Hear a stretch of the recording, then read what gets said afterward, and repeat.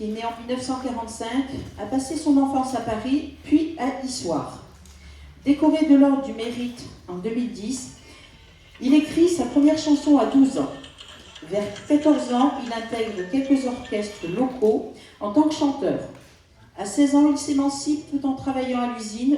Il se produit en soirée dans les bals régionaux, puis au Club Med où il commence à se faire un nom. Gérard Lenormand, chanson de 74, Sur le chemin de la vie. Et je profite de l'occasion pour vous dire que Gérard Lenormand, vous le savez pratiquement tous, a commencé donc sa carrière dans notre région auvergnate. Et il a commencé dans un orchestre.